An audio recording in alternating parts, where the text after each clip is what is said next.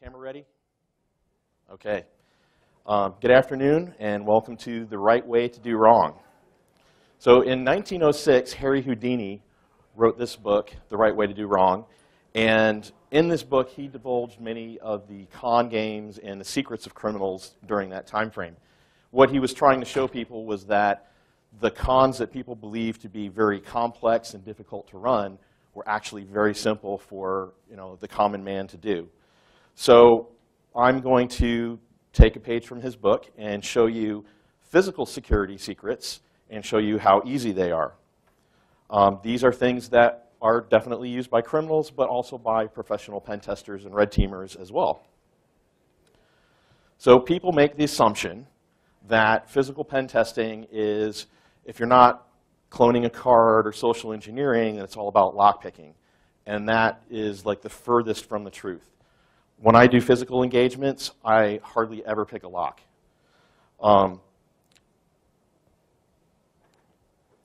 So, things I'm not going to talk about. Electronic stuff. I'm purely going to look at physical manipulation, physical bypass of locks. These are important tools to know about. However, a lot of the stuff that I see on engagements are locks that aren't implemented correctly, things that have known bypasses that they never should have been using. Basically, the control was inappropriate for where it was used. So similar to patching your operating system, shouldn't you take care of the basic stuff first before you worry about advanced attacks? So we're going to leave the electronics out today. This is an OSINT conference, or partly an OSINT conference, so I'm not going to do the about me. You can look me up. But relevant to this talk, I run Oak City Locksport in Raleigh, North Carolina. I've been running them for about 8 years now. We're good friends with the Tool folks, and you can find our chapter on their chapters list. I also do physical security engagements for Stern Security out of Raleigh, North Carolina.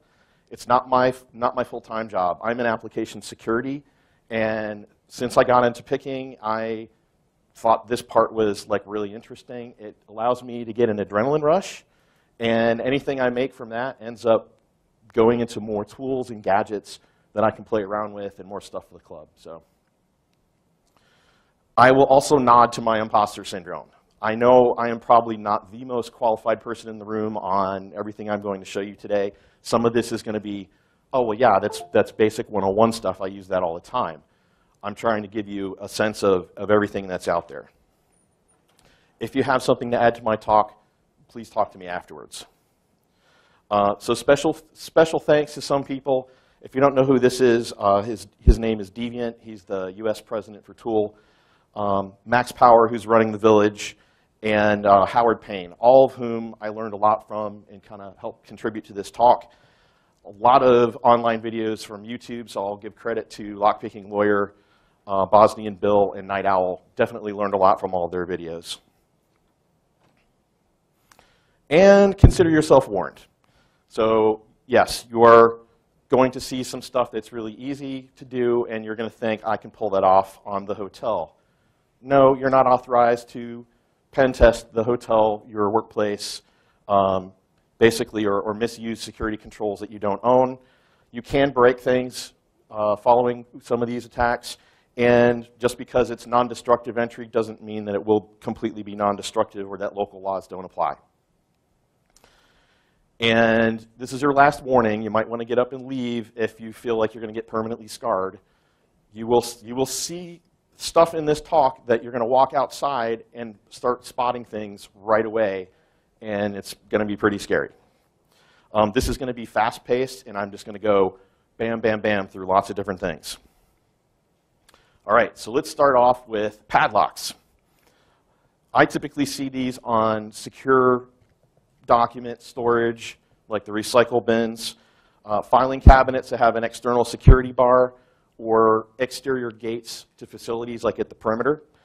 The stuff I'm going to go through, if you watch talks by Bosnian Bill or Lockpicking Lawyer, before they even start trying to pick a lock, these are the things that they're going to do. So most of you are probably familiar with some sort of padlock shim. It's just a thin piece of metal that you insert inside the lock body, in between the lock body and the shackle. You rotate it, and it pushes the latch away from the shackle so you can open it. Some people make these from, soda can material. They sell them commercially. They tend to be a little bit thicker, though, because they're going for durability. I'm kind of on the fence with some of the commercial stuff. There are certain locks they work on, others that the tolerances are too tight, and the traditional beer can shim works better. Some people have learned this attack against a master combo lock. That's the pretty typical one in lockpick villages. But what some people don't realize is that on padlocks, you've got two lock latches, and the same attack will work if you insert a shim on each side and rotate. You'll see these on some fairly cheaply made locks, ones that have spring latches. The higher end ones will implement a ball, so when you turn the actually turn the lock core, the balls can come in. There's no spring there, and you can't push them away. So that was it. Super easy, right? And that's like a $5 lock from Amazon, from China. The next piece is lever bypass.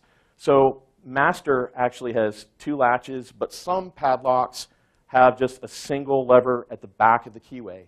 Now the problem with this is if the keyway is completely open all the way to the back, you can reach all the way through the keyway and trip that latch. That's a poorly designed lock. What's supposed to be in there, if it's a well-designed lock, the keyway shouldn't go all the way to the keyway should not be open in the back, or there's some kind of plate or something stopping you from reaching that latch. So the tool that I'll use in my quick demo video, this is called a shank that I got from Sparrows. There's other ones out there, but essentially just a long, strong piece of metal.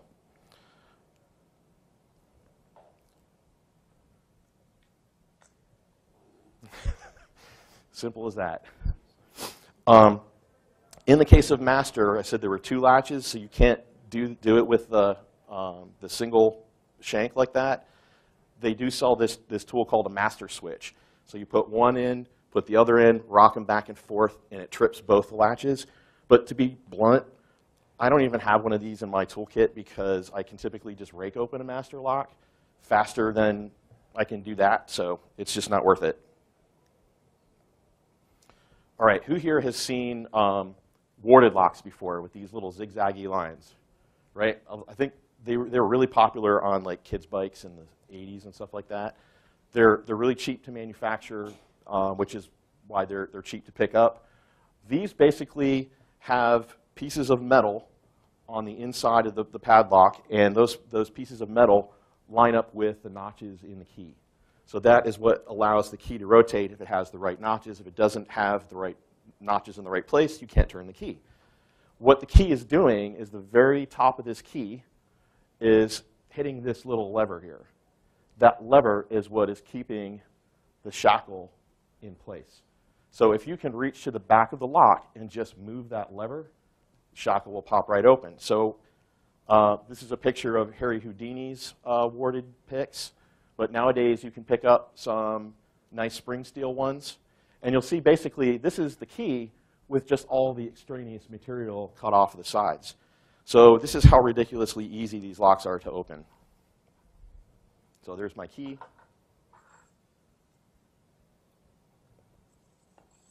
So basically, you would just try one after another until you find the right one that fits. So that's simple. Okay, the next one is American 700, 1100 series, and ABUS 72. These, and I should point out, manufacturers who have copied their design, because that goes on a lot. You see a lot of this coming out of China where they reverse engineer it and they sell them for cheap on Amazon. That particular one I actually saw in a lockpicking lawyer video and had to pick it up because it was such a great demonstration of this attack. So basically, the concept is the same as that shank or the lever bypass. You're bypassing all of the pins with a really thin piece of metal and popping out the back side of the core. And if you look at the back of the core, this half is basically like a lever, And when you insert the key and you turn it, that lever turns the latch release mechanism in the back. So if we can get a long, thin piece of metal all the way through this, it has a little flag on it, we can actually turn that latch release mechanism ourselves. So what manufacturers did to try to prevent that was they put in this little thin piece of metal called a security wafer, but it's a thin piece of metal. It had to be thin because they were retrofitting a design. They didn't want to redesign the entire lock. So somebody was kind enough to make a wafer breaker. So you can put it in there, give it a quick whack, put the tool in, and it still works. So here's a demo. This is a Peterson American bypass tool.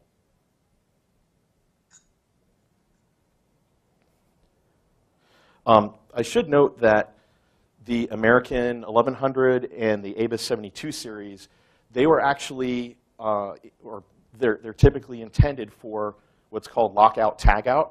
So you would put those on a piece of machinery that you're going to be maintaining, and you don't want to get eaten alive or die.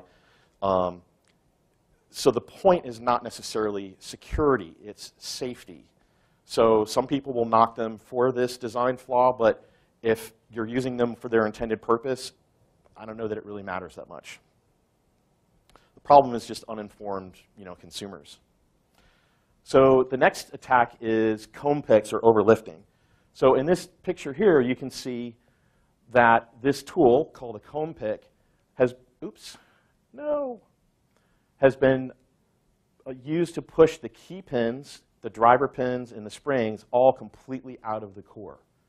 So lock manufacturers tend to follow standards, and they want to have interchangeable parts, and they buy stuff from one another. So a lot of the sizing, like the spacing for where those pins are, the size of the pins themselves, tend to be not really universal, but fairly common. So you can manufacture comb picks that are in various configurations, and then you have a lot of applicability across various brands. So here's an example of the Master 140 doing an overlifting attack. You're going to see a bunch of those in the lockpick village.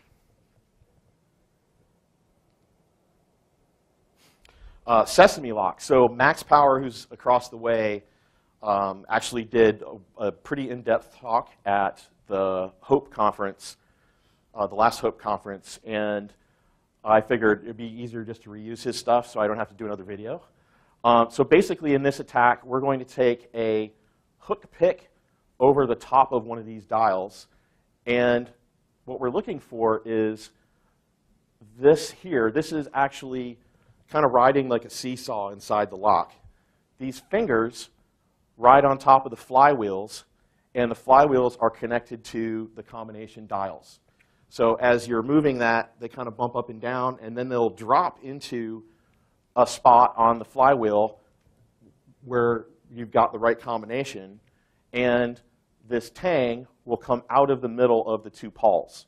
So basically, we're looking for a way to insert metal over the top of the dial, push down on one of those fingers to get the tang out of the middle of the lock. So here you can see there's a little orange handle, and it's super hard to see this, which is why I outlined it in yellow. That little thin piece of metal right there, it's gone in beside the dial, and instead of pulling down on the finger, Max has gotten underneath the plate, and he lifts it up very slightly, and it pulls the tang out, and then the shackle will come out. You'll see these a lot. The Sesame lock was copied by a bunch of different manufacturers. The Master has one that is in every hardware store, the 175D. But these are very common on construction sites, utility places, anywhere where they don't want to hand out 50 keys. They just change the combo once in a while. So Public Works, if you're going urban spelunking. All right, so decoding combo locks.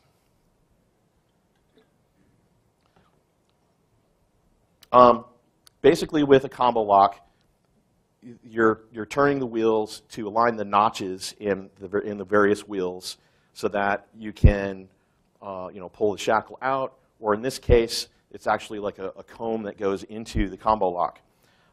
If you, in this case, this is a cable lock, not a padlock, but if you pull on it really, really hard and turn the dials, you can actually feel a point where the dial gets really hard to turn, and sometimes you'll feel like a click, and then all of a sudden it's really easy. If you find that spot, go all the way across, so you align them all to the same spot where they feel really hard to turn, and then you rotate all the wheels one by one. You'll eventually get to that point where all the gates line up and your lock will open up. This works equally on the little padlock version. You just yank really hard on that shackle while you're turning the dials, and you start, on a padlock anyways, you start the farthest wheel away from the shackle. So this is kind of an extreme example. I'm not going to go through this entire thing because it's kind of long, but you'll see where, you see that dial move over to the left? This is like a horrible lock.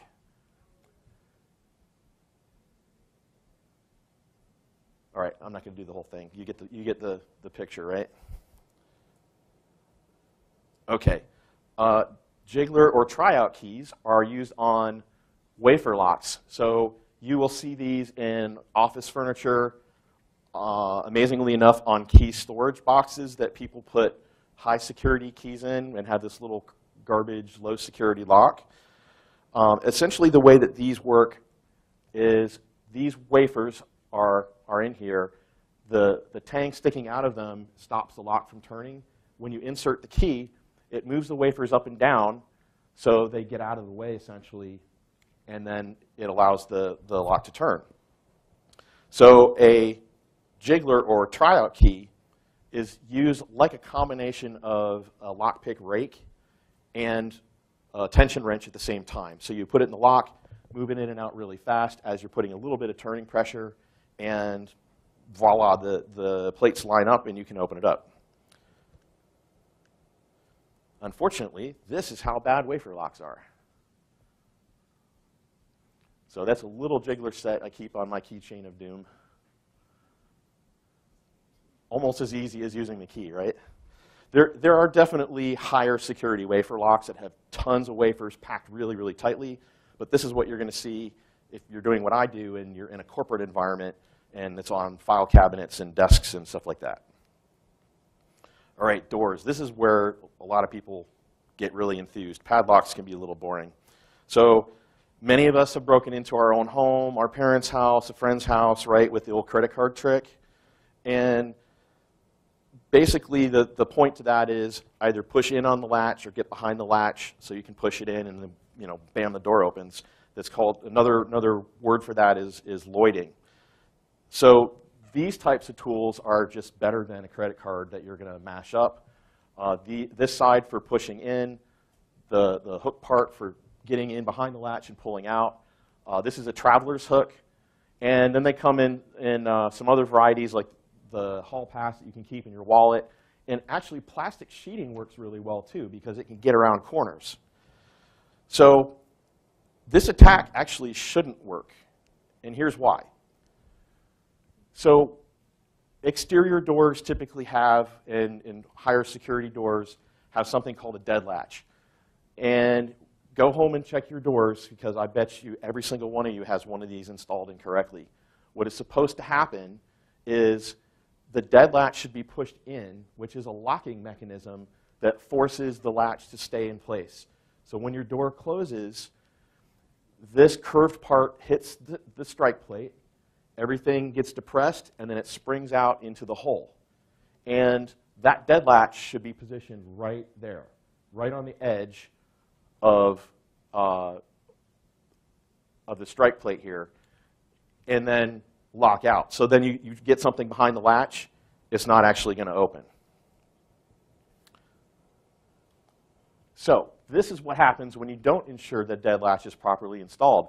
And in this case, there's a big gap in the door. You can see, well, maybe you can't from the back, but it's actually not even touching the strike plate, so it's an improper install. And this is what happens. Traveler hook it from behind, and I'm in the network closet. And in this case, the customer was like, well, what's the worst they could do? They could just unplug everything. I'm like, that's not the worst thing. I've got a little drop box I'm going to hide in the back here, You guys probably never come in here, and now I'm on your network like permanently. So that's how you can do the attack when you see the latch. This is what happens in the case where you can't see the latch. I've got a little plastic sheet there. And I just kind of jiggle it. It bends around the door. Ta-da! That's a little server room. So what people do as a patch for that, because I can't make the door frame smaller, and I can't really adjust that, is they will take this protective plate and just put it over, thinking that that's going to stop people from getting behind and loading the latch. It's lazy because you can take a length of wire, and this video is courtesy of Deviant. Basically, insert it behind, rock it back and forth, bam. You can still reach the latch with wire. So the requirements in the Americans with Disabilities Act are such that most local building codes for commercial office areas require these types of handles because they're easy to use for people who can't actually grip handles. They can use a prosthetic, use a nub, whatever. And the other piece is thresholds that aren't really big so that people with wheelchairs can get over them easily enough.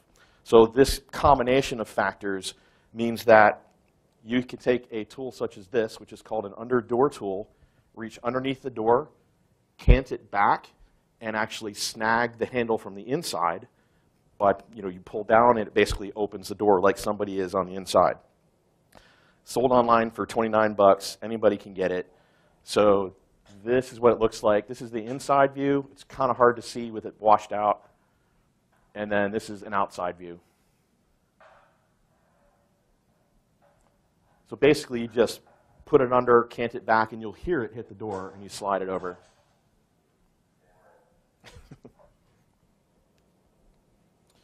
Crash bars and exit paddles. So some doors may have a lock on the outside, and one of these things on the inside, you'll see exit levers, exit paddles. These are all basically panic exit devices. Any commercial space that has a lot of people in it, and there's a fire or other emergency, you need to allow people to get out very quickly. Unfortunately, if there's any sort of gap in between the doors and you can get access to that paddle, you can get a tool like this. This is sold by Sparrows. It's called a crash bar exit paddle. It doesn't have to look like this. You can manufacture your own. And essentially, you see if it, there we go. You insert the tool in between the crack in the door, rotate it down, and grab the door and pull that in. And then in this case, I just push down the latch release mechanism. Super easy. Thumb turn levers. Once you see this, you're going to see this everywhere when you go shopping. And I'm to the point now that I don't tell proprietors about it anymore because I'm #1 on the suspect list right away. So basically, this is like a fire code and safety thing. You'll have a lock on the outside and the thumb turn lever on the inside, so you can close and lock as you're cleaning up your retail establishment. And then if there's any sort of incident, you can just flip it and get out really quickly. A lock on the inside would be ideal, but it's possibly not safe. So if there's any sort of gap that you can reach a tool in, you can use the thumb turn bypass tool. So this is essentially just a little clamp, and through this thin rod stock, there's a wire. And by turning the handle on this side, the clamp actually rotates. So you can push that in between the gap in the door, clip it onto the thumb turn that, and you're in. So here's a video of me using it on an audit, and what you'll see is I reach in, I turn it, and it keeps popping off a little bit. So what I learned from this was I needed grip tape on it to make it a little bit easier. And then you'll see it unlocks, but it doesn't actually release or it doesn't depress the latch because the latch is really, really big. So as I pull the tool out, you'll see me pull down, and that's actually grabbing the latch and popping it in. These doors have a big swinging arm latch that's in the middle of the door.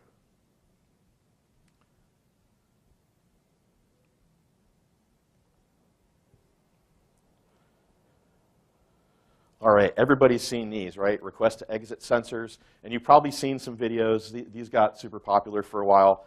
Have to cover it. So what does a REC sensor do? It unlocks a door as somebody is approaching it. It does so by detecting heat, or I should say change in temperature and motion. The problem with that is commonly available canned air can basically provide a temperature change. It's making it cooler, not hotter, but it also provides motion. So the sensor will trip. Ideally, you would have like a button to mash on the side of the door that's inaccessible from the door, but people don't want to be inconvenienced, so they find it easier just to use a REC sensor. So if you spray canned air, there you go. I've seen some other videos and things where people have done this with like the underdoor tool in a hot, like a hand warmer thing, and you put it under and wave it around. I've actually gotten into my old office by going and getting some cardboard from the break area, wetting it, warming it up, and putting it on top of another piece of cardboard for stability, and then basically slid it underneath the door, just because it was a really big door gap. And then had to explain to my boss about how we needed to fix that. Let's see. Oh, yeah. So GE does make a REC sensor that employs active radar as well. So it will look for something roughly the size of a human moving, as well as the temperature change. And there are some other companies, I think Honeywell, that will resell this as part of their alarm setup, or sorry, their electronic door setup. So Adams Wright is the most popular brand of like commercial storefront doors and locks. So you'll see this all over the place. They employ a mortise cylinder that has, similar to the padlocks, a keyway that is open to the back. So you can actually put a very thin tool through the back of the lock, and this is called the Adams Wright bypass tool, and that's the latch release mechanism right there. Or sorry, the dead latch release mechanism. So this is kind of a two-pronged attack. This releases the dead latch, which then allows the latch to be lloyded. So you still need to use a piece of plastic, one of those shove tools, or a traveler hook or something. So Bosnian Bill, he has like the best video on this, is super in-depth. Who's seen these locks before? Where was the last time you saw one? Fire station I go to. Okay. Server rooms. Yeah, that's the one I was looking for. Yeah, you'll see these on airports, typically on the jet bridge, leading right down to the tarmac. Every time I see those, I'm like, ah. Yeah, these are reprogrammable combination locks. People will put them on utility closets and places where lots of people have to come and go. Server rooms, like your workout center in the office or something like that. And the problem with these is that if we look, and these screen grabs are totally ripped off from Bosnian Bill, so all the credit goes to him. If you look inside here, as you turn the handle, this latch release mechanism is collapsing. However, if you put a really strong super magnet on the side, this little flag pops out, and now that latch mechanism doesn't collapse, so you can open up the door. So that's what it looks like when the handle turns. So you can walk up, click, turn, you're in. The thing that Bill cautions people about is make sure you put the magnet inside of a rag or a sock or something like that, because if you're going up to a metal door with a super magnet and it's basically a really tight space, as soon as you put that on, you are not getting it off ever again. You need something for leverage. Here's the other problem with these. When contractors put them on, they're assuming that the owner of the building is going to know how to reset them, or especially if they're doing a lot of these on one job, so they'll leave the default combo on them. So the default combo that I literally got out of the installation manual was hit buttons 2 and 4 simultaneously, then hit 3, and you're in. Of course, the person who installed the lock probably should have been really clear about what combo do you want, but we won't get into that. Okay, this one is going to totally blow some people's minds. And I'm going to drop an O-Day today, by the way. So key lock boxes, used in a lot of commercial situations where you got building maintenance, they need to get into like office suites in a building. You'll see these on railings in places where there's a lot of Airbnbs. These photos were taken in Toronto. This was actually taken on one of the pen test jobs that I did, and I'll get into that a little bit more in a second. So there's 3 different types I'll show you. This one is a Master 5400.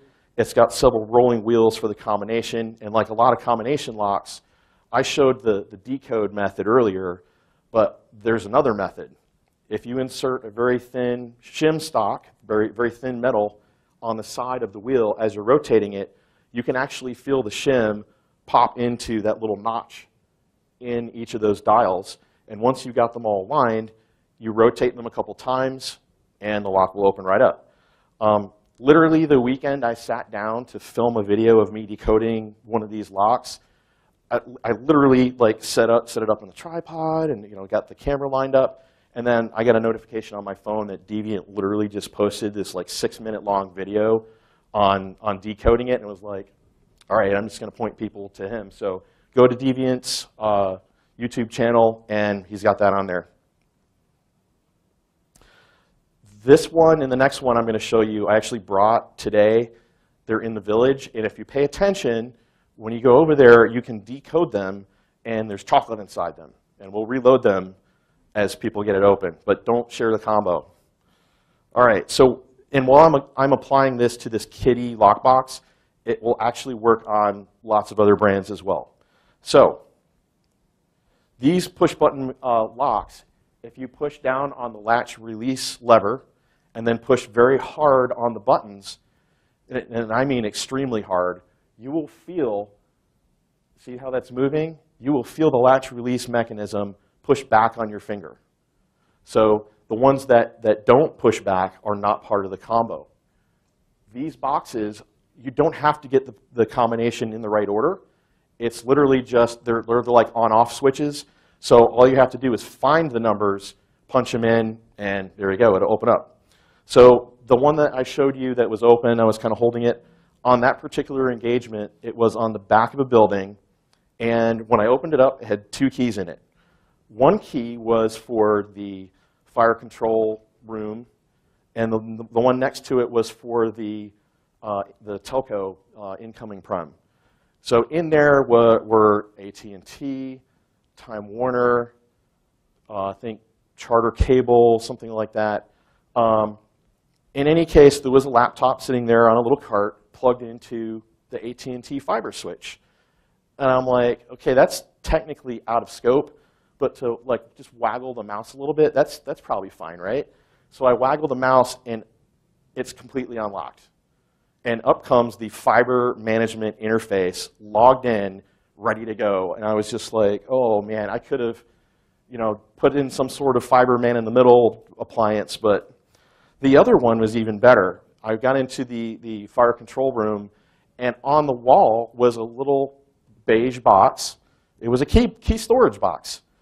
So open that up. Every single tenant in the entire building had keys to their offices, HID cards to get into the building, to get into individual offices, and I had a alarm system key fob that's used to turn off the alarm in the morning. So it was like completely owned the entire building because of one dumb lockbox.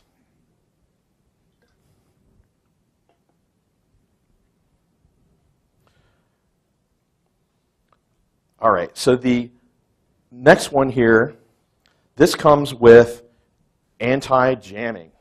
So anti-jamming is supposed to defeat that attack I was showing you where you're putting pressure on the latch and pushing on the buttons. So as you're pushing on it, the button will kind of click in and you don't feel any back pressure.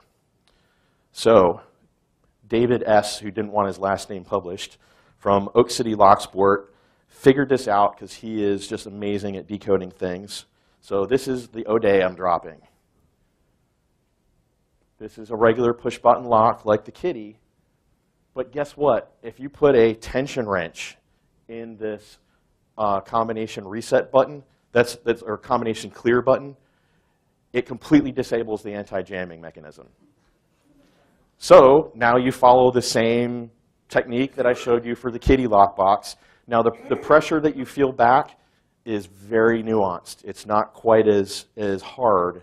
But once he told me the technique, I was able to open it in like 20 seconds. It was super easy. So there you go, O'Day. Yes? Do you jam the clear button in the natural state or once you kind of like pushed it up? Because usually it's like the clear thing is kind of like you push it against the spring and then it springs back. Right, so the question was about how to use the clear mechanism. So without touching anything, you push the clear mechanism down in order to clear the combo, and you want to jam it in the down position. Yep, you're welcome. So tubular locks, these basically are pin tumbler locks. They just look a little different. The mechanism for these, however, is instead of the pins going up and down, they go in and out. And these are like, you'll see the barrel-shaped key. This key has notches all the way around it that align with those pins, and the depth of the cut will align the pins in or out to the right spot so you can then turn it to open. You'll see these used on a lot of as backup keys for small safes. You'll see them on key storage boxes that are typically above, like hooked onto a door. So I'm not going to spend a whole lot of time on this one, but suffice to say that there are tubular picks, and you basically put them in the lock and rock them back and forth a little bit, and you can essentially impression the lock based on the pressure, the back pressure of the springs. As you're going back and forth, you find the sweet spot and turn it. The one thing I will warn people is that when you buy a safe, like an electronic safe, most people don't realize that behind the little manufacturer's logo is actually a keyway. They want people to have a backup key in case the battery dies or something and you can't actually get in.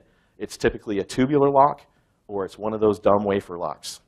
So if you have one of those, your safe is probably not very safe. Knox boxes are a different type of key box, and these are a lot more secure. So these are used by law enforcement, fire personnel, and they're used to store keys and key cards to get into a building in case of emergency. The way that this works is when the box is installed, the fire department actually has to come out and use their master key, and that one master key applies to the entire metro area. They open it, tenant puts in their stuff, they lock it back up. Tenant never has the key to the Knox box. Now, that key blank is controlled. It's not, all the keys are numbered. They're sent to departments, and they know exactly, Joe got key number 53, so if it ever turns up lost, they know exactly who lost it. It's a little bit of accountability there. There's a problem here, though, right? They get lost eventually. So what happens when, oh, and I'm sitting here looking at my picture on the screen. It wasn't even up there. So what happens when you lose one of these is, yeah, somebody can take that and go building to building completely undetected and just go steal everything they want, and there's no signs of forced entry. So this happened in Austin, and they had to have an emergency budget change, basically $300,000 to replace every single Knox box in the metro area. I should point out, too, that these are super hard to pick. They use a Medico biaxial lock. So, and there is a alarm, like a tamper alarm, that you can implement, but you'll find most people don't bother. So, all right, common keys. It's even better if, instead of needing to use a tool, you happen to have the key on your key ring already. Problem here is manufacturers like to keep costs down, so when they order locks that are going to go on their stuff, They don't want to order 5,000 uniquely keyed locks. They just order 5,000 of the same lock. It's easier for the lock company to manufacture. They pass it along at a lower rate. So that manufacturing company isn't going to retool for the next round. They're just going to sell the same lock to everybody. So Deviant and Howard Payne did a talk at Hope 11 called "This Key is My Key, This Key is Your Key." It's on YouTube. I highly recommend you check it out. I'm going to cover a little bit of what they did, but I've also got something new to drop here. So key to like, these are very common wafer keys. You'll see C415A on voting machines and stuff. 501CH is super common for industrial controls and cabinets and toolboxes. CH751, everybody get your keys out. Look at your keys. If you have a little wafer lock, you probably have one of these keys. You probably have several of these in your drawers at home and you don't even realize it. And if you don't have a key, all you have to do is look at the face of the lock, and sometimes there's a number on it. Or if you can see somebody's key, there might be a number on it. Those are what we call direct bidding codes or possibly indirect bidding codes. Those are things that you read the number off the front, and then you can actually make a key to use on it. So if you're going someplace frequently, just kind of scope out, see if there's a number, make the key. Then also look up the indirect bidding, because it might actually, so there's locksmith software you can get online, basically. Look up the code. It might be 5579, but the pinout is actually 2351. It's just a way of looking it up quickly. Elevator keys. So these got super popular in the red teaming pen test world. So basically, that you exploit the fact that most manufacturers are going to use the FEO K1. Some states will legislate that you have to use a specific keyway, and those are issued to everybody, and you can actually look them up and then make a key before you go on an engagement. The problem with those is as soon as you engage the fire mode, the elevators all go to the first floor. If you're on a pen test, that is super noisy. So what you want instead are supervisory keys. The supervisory key allows you to only control that one elevator and doesn't make a bunch of noise. So I worked with Howard Payne and came up with this list of common supervisory keys that you can find outside of any state mandated thing, which typically they're not going to mandate anything for a supervisory key. I should mention that if you're trying to take a photo or whatever, my presentation is going to be online. I'll post the slides and tweet it out. Common keys you'll also find on these telephony access boxes. Door King and Lanier are the two top brands, and these are the things where you go up and you hit somebody's apartment number, and then they buzz you in. Well, you can actually use these keys to open up the faceplate. And on Door King, there's a little momentary switch. You hit it, and then the door buzzes open. On the Lanier, there's a relay that you actually have to jump, and does the same thing. Lanier is a little unique, though, in that they also employ a tamper switch. So it's kind of hit or miss as to whether that's actually hooked up. But you can defeat the tamper switch with a super magnet on the side, just like the Caba Simplex, as long as you know where to put it. Dennis Maldonado did a talk on this Lanier system at DEF CON 23, and he goes even deeper, gets into manufacturer default codes and programming mode and all that, so you don't need to use a key. Okay, so when I go on engagements, what am I keeping in my black bag? I'm definitely a proponent of having a go bag that you never take anything out of. It's ready, so you're not having to go around and do a checklist or anything like that. I personally use just a generic laptop backpack because I'm mostly going into corporate types of situations, so it doesn't really look overly sketchy, like everybody else is carrying the same Swiss, whatever backpack. And your bag does have to fit your pretext, so as like the super white privileged middle-aged male, like it works for me. Of course, the other typical things that work are the staff type of shirt, or like the yellow vest, the clipboard and stuff like that. And Deviant's a big fan of carrying around a clipboard, like one of those contractor ones that you can actually open up and just store all your tools inside of that. So getting down to the tools, I pretty much talked about all of this stuff. The keychain of doom, I actually have a bunch of the common keys and jigglers, lever bypass, that sort of stuff. And Deviant did a whole talk on that. That's on his YouTube channel. So the stuff I didn't really talk about, I will carry a plantable micro camera. So little 1-inch battery powered, runs for almost 2 hours. You can put in a bush and watch people input PIN codes to get into the building. Body micro camera to record engagements. I've got the little pen format that's HD and runs for 2 hours. So you don't have to worry about something super obvious, mounted on like the GoPro. Like somebody runs into you on an engagement, now that's super suspicious, right? And you want to have visible evidence to put in your report, so that works. Duct tape or clear packing tape in case like you post up outside a door smoking, somebody goes in, or maybe they're coming out and you hold the door open for them and then put some tape on and you're not going in, you're just sitting there smoking, and now the latch doesn't work correctly, so you can just pop it and open the door. And then the last thing is a magnetic pole detector. So before you go through the door using one of the techniques I showed you, maybe you want to figure out if it's alarmed first and see if you have to deal with that alarm system. So the pole detector literally is just a little plastic wand, and you can go around the outside of the door, and it'll flip around if there's any magnet that's in the alarm contact switch, and then you know exactly where the alarm sensor is. And it's up to you whether you want to try to bypass it or maybe find a door that isn't alarmed. So conclusions. Cover the basics first, proper install, don't use garbage gear, and try to basically deal with any gaps or cracks around your door. Don't assume that an access control device is going to be used the way it was intended to be used. Don't rely on a less secure method to store high security keys or devices, and do your research. These are some of the places that you can look. Lockpicking 101, the Lockpicking Reddit. Seriously, just query on Google for whatever lock you're looking at.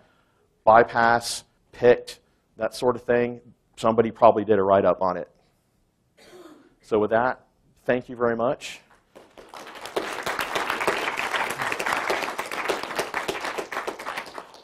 Any questions? Are there any lock boxes I would recommend for locks? Yes. So Kitty makes a metal lock box that you can mount, or it has a shackle, but it is a dial combo lock. I believe it may be able to be decoded, but nowhere nearly as quickly as those. There's a lot of ones that are like the newfangled Bluetooth and all that, and I just stay away from them all because they tend to be mostly plastic junk on the inside. So I think you had a question. So one is, how are these designs improved? Yeah, you would hope that when people figured out that there was a big vulnerability and publicized it, that the lock manufacturers would change. But as long as consumers aren't informed and they're still making money, they're really not incentivized to do anything. So, and you had another one? Average safety, like locks on gun cabinets and things of that nature. Are these better than usual? I would hope so. But no, not particularly. Deviant actually did a talk at DEF CON, I think it might have been 18 or something.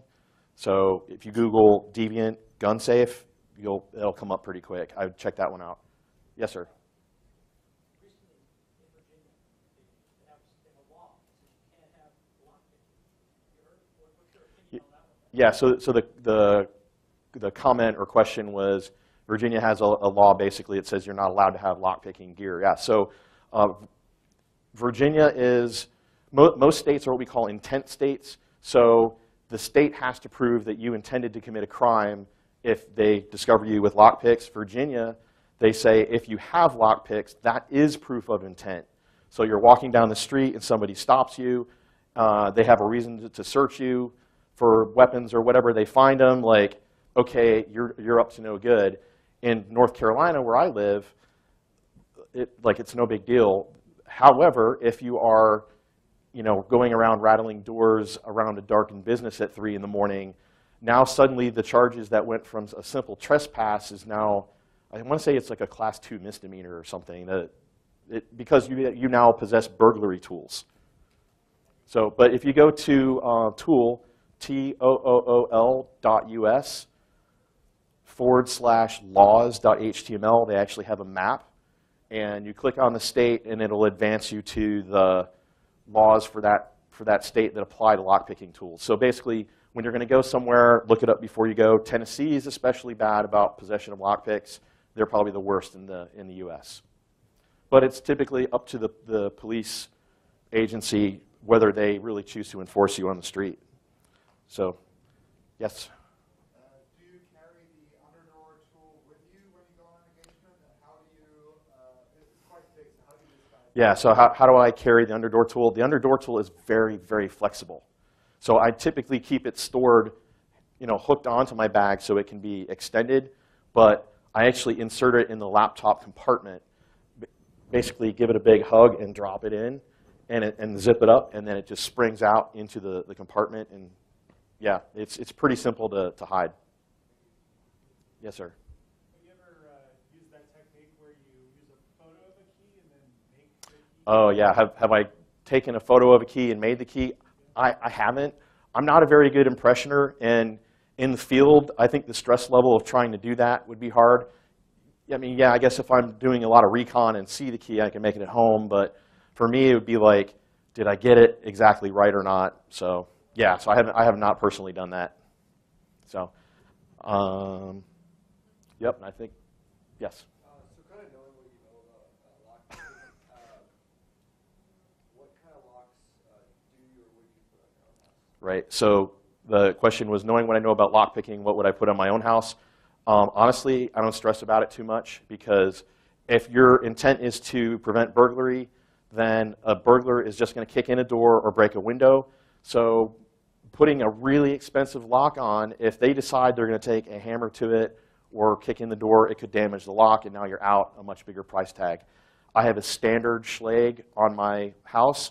However, I dropped in a 6-pin core instead of the typical 5-pin core. I put in security pins, like spool pins and serrated pins in mine. So it is a hell of a lot harder to pick, and it can't be bumped, but it's still a garbage lock because, the other thing is highly visible cameras, dogs. When you're away getting like a TV, they actually make these TV lights that kind of flicker, and it looks like somebody's watching TV while you're, so you keep it up, while you're away, and you can even put it on a timer so it goes on and off. So yeah. All right, I think I'm over time here. I can take more questions in the hallway though. Thank you.